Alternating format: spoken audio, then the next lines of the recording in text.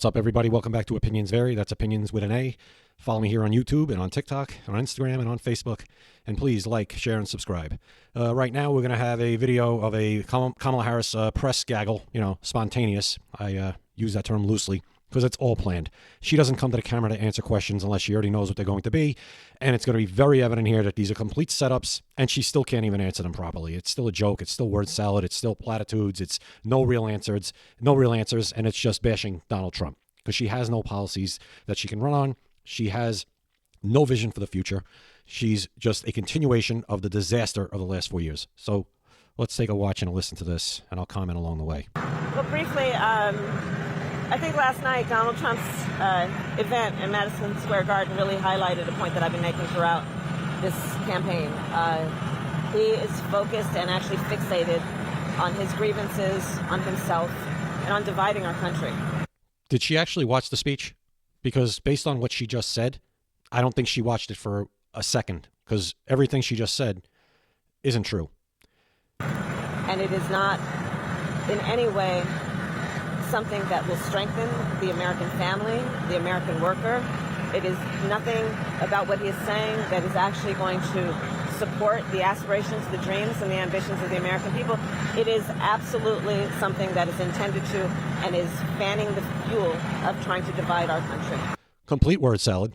And talk about dividing the country. You're parading around, you and everyone near you or associated with you, calling him Hitler and a fascist. Let me tell you, that's really helping to unify everybody. You've really, man's been shot in the head and had another assassination attempt on his life, and you continue to do this. So talk about hypocrisy. Talk about projection. Again, off the charts. And as I've said many times, I'll say tomorrow night in my speech, there's a big difference between he and I. If he were elected on day one, he's going to be sitting in the Oval Office working on his enemies list. You and Joe Biden, under you, your Department of Justice is actively prosecuting this man. He never prosecuted anyone. He let Hillary Clinton off the hook. How much more can people listen to this nonsense, this garbage, and actually believe this? The gaslighting, the hypocrisy, the projection. On day one, if I'm elected President of the United States, which I fully intend to be, I will be working on behalf of the American people on my to-do list. Complete platitude and your to-do list. Well, nobody knows what it is because you've said nothing. Anything you've talked about, your to-do list is to take from us and give to somebody else. Take from taxpayers and give it to somebody else. That's your to-do list. That's what it is. I'll take any questions, yeah. Yeah, and this guy here on the left side, he's pointing to people. He's holding a phone. Maybe it's a teleprompter he's holding, mini one. But he's pointing to people of where the questions are coming from. This is what I'm talking about. This is all fake. This is a setup. President Michelle Obama said recently that you faced a double standard in this campaign. Do you feel like you've had to clear a higher bar every day than Donald Trump? Hold on a minute. What double standard? You're both running for the same position. You're both running for president of the United States. It doesn't matter if you're a man or a woman. You're both running for the same job. So there shouldn't be any double. You should be able to handle the job regardless. There should be no double standard. This is another fake narrative that she's being treated unfairly and has a higher bar to clear. No, you have the bar to clear of being capable of being president of the United States. That's the bar. My role and responsibility running for president of the United States is to make my case to the American people and to earn their support. And that is why I'm spending time traveling the country to listen to folks and to talk with them about my plans for strengthening our small businesses, my plans for helping people with home ownership, my plans to help young families with children. Every one of the things she just stated is what I said before, taking from somebody and giving it to somebody else. It's all about redistribution. It's all about the government taking our money and then redistributing it to people who didn't earn it. And that's the work that I'm going to continue to do, not taking anyone for granted, but knowing that I have to earn their support. And my plans and policies, including economists who have reviewed them, point to one fact, which is that my approach will strengthen America in many ways, including our economy. Donald Trump will weaken America. Okay, so are these the same economists who, before Trump became president the first time, said he was going to destroy the economy, and actually we had a great economy? Are those the same people? Because I don't take what these people say seriously anymore. Just like the 51 former intelligence agents, officials who said Hunter Biden's laptop was Russian disinformation. That's all she could ever say. Oh, economists say my plan's going to be better. Nonsense. It's garbage. It's a throwaway, and it's cheap. It is no evidence backing that up. Oh, because they said so. Doesn't work anymore. And our economy. You're making several stops in Michigan today. Can you talk about your final pitch to Michigan voters today? So I'm heading back to Michigan to talk with working people, with families, with young people about the issues that they care most about. They want to make sure that we're going to lower prices. They know that the price of groceries, for example, is too high. I know it too. So I have a plan to deal with that in terms of a number of things, including dealing with price gouging. She has a plan including a number of things, which she never talks about. The only thing she talks about is price gouging. And does nobody ever ask her, who's price gouging? What company, which company who is involved in groceries is price gouging? Because if they are, you're the sitting vice president. Do something about it now. Nobody asks the question because the media is fake. This is all a sideshow. They want to know that they have an opportunity to live the American dream around home ownership. That's why my plan about giving people a $25,000. You're not giving anyone anything. You're taking from me and everybody watching this video and redistributing it to other people. You're not giving them anything. Down payment assistance, if they're a first-time home buyer, matters to the people of Michigan.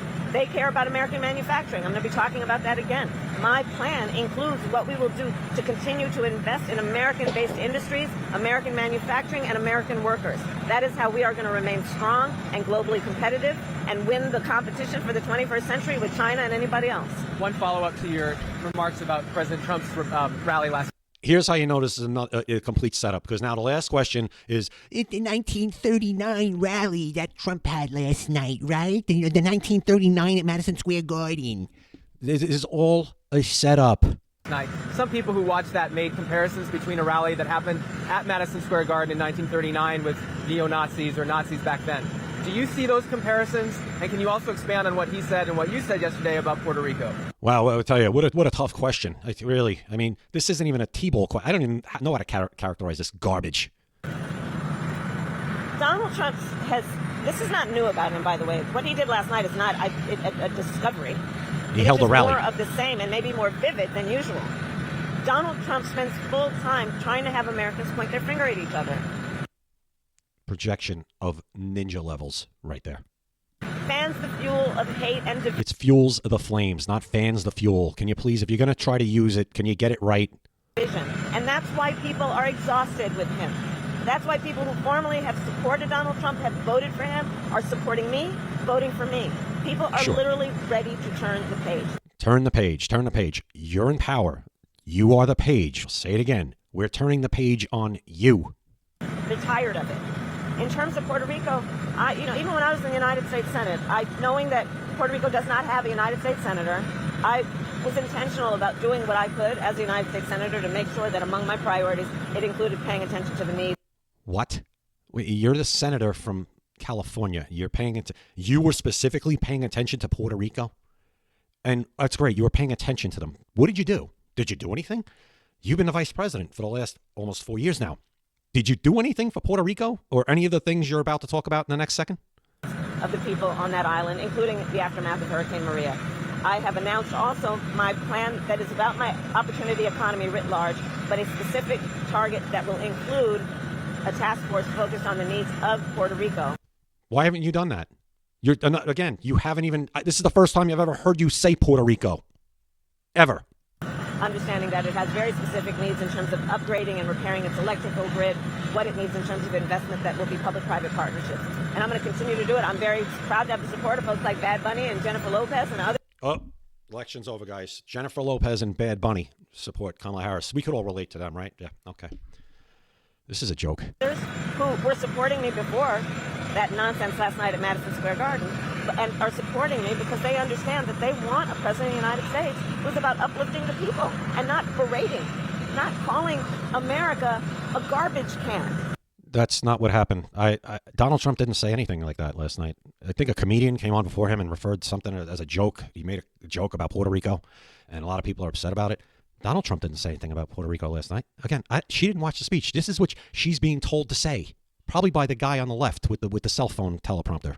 Which is what Donald Trump, those are the words he has used. When? So there you go. I'll see you later. Okay. What about terror? I'll see you later. Yeah. Take care. Brush your hair. It's so hard, though. I'm sorry I watch it for you guys and comment on it, and maybe it's a little more entertaining than just sitting there and having to listen to her with this drivel and this word salad garbage. Anyway, Hope you guys enjoyed this one. Like, share, and subscribe. Follow me at Opinions Vary.